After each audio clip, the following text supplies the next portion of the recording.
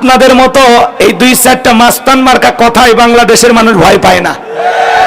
কথা বলে ঠিক কিনা? ওই ক্যাডারগিরি দাদাগিরি ভারতে চলবে, বাংলাদেশের ভূখণ্ডে চলবে না।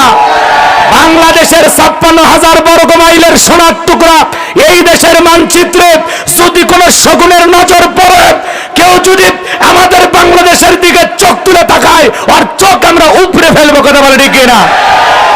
দুর্নীতির আলো হাতটা ওনারা দেন তো, মাশাআল্লাহ, মারহাবা।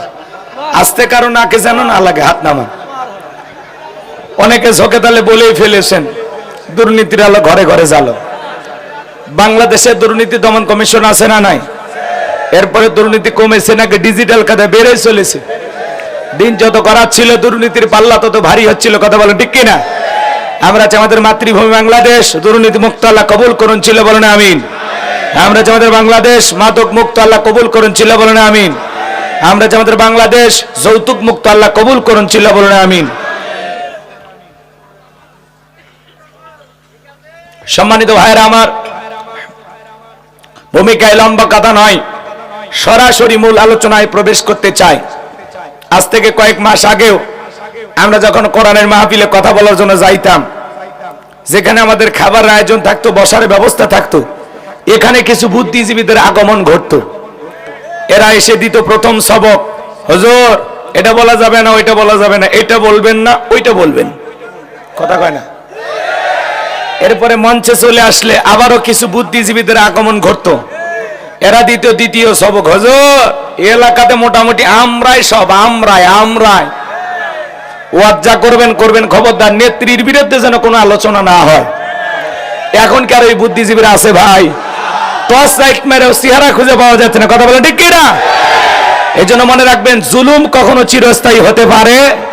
জালেমদের শেষ পরিণতি হলো পরাজয়, আর মাজলুমদের শেষ পরিণতি হলো বিজয়। ইন্নাল্লাহা লা ইয়াহদিল কওমাজ জালিমিন, যারা জালেম আল্লাহ এদেরকে পছন্দ করে না, জালেমদেরকে আল্লাহ ভালোবাসে না। কথা বলে ঠিক কিনা? আজ থেকে কয়েক মাস আগেও চিন্তা করা যায় বিএনপি আর জামাতের লোক একসাথে বসে চা খাচ্ছে। কথা কয় না কে? আজ থেকে কয়েক মাস আগে যদি পোস্টারে জামাত বিএনপির নাম দেখতো, সেইটা ঠেকানোর জন্য কয়েক গাড়ি পুলিশ চলে আসতো।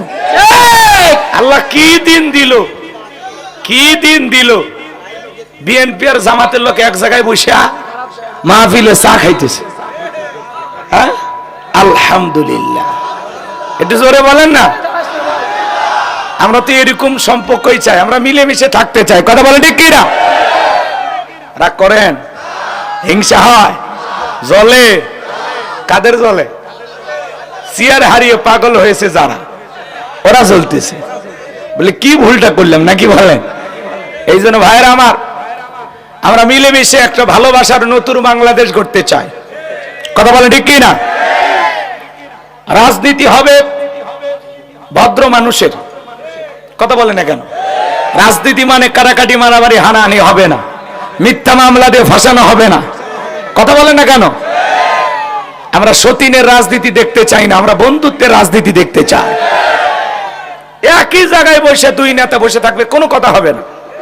মানুষ পছন্দ করে আমার এই ভাইকেও ভোট দিতে পারে, পাশে বসে থাকা ওনাকেও দিতে পারে, জনগণের ইচ্ছা। কথা বলে ঠিক কিনা? এত কামরা কামরি কে? কিসের কামরা কামরি? কথা কয় না কে? আসুন না আমরা একটু নতুন বাংলাদেশ গড়ার স্বপ্ন দেখি।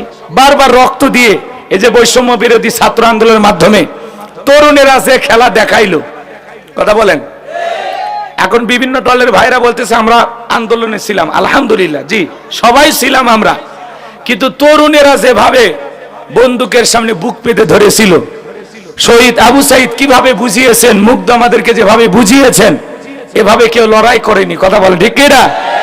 এই জন্য আমরা যে নতুন বাংলাদেশ পেয়েছি, এই স্বাধীনতাকে ধরে রাখতে হবে। এটা যেন কেউ হাইজ্যাক না করতে পারে, তৃতীয় কোনো শক্তি যেন আমাদের ঘাড়ে নতুন করে চেপে না বসতে পারে। কথা বলে ঠিক কিনা? এই জন্য চোখ কান খোলা রাখবে। এখনো কিন্তু আমাদের ঘুমানোর সময় আসেনি। কথা কয় না কেন? আপনারা ঘুমাবেন সেই দিন আপনাদের ভোটে নির্বাচন করে নতুন প্রধানমন্ত্রী বাংলাদেশে হবে যেই দিন। এর আগে ঘুমায়েন না, চতুর্মুখী শত্রু। কথা কয় না? ভারতের এক শুভেন্দু হিন্দু দাদা, উনি বলে কয়েক মিনিটের মধ্যে বাংলাদেশ দখল করবো। ও মনে করে বাংলাদেশ চকলেট, আর আমরা মনে হয় ও চাইলো আর দখল করতে দিলাম। আপনাদের মতো এই 2-4টা মাস্তান মার্কা কথাই বাংলাদেশের মানুষ ভয় পায় না। কথা বলে ঠিক কিনা? ওই ক্যাডারগিরি দাদাগিরি ভারতে চলবে, বাংলাদেশের ভূখণ্ডে চলবে না।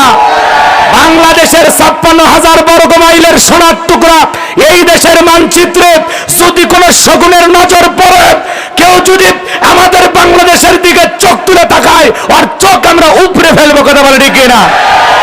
ভয় ভীতি দেখায় লাভ নাই। আমরা মুসলিম জাতির পিতা ইব্রাহিমের সন্তান, যে ইব্রাহিম আল্লাহর খুশির জন্য নমরুদের আগুনে পুড়তে রাজি। কথা বলে ঠিক কিনা?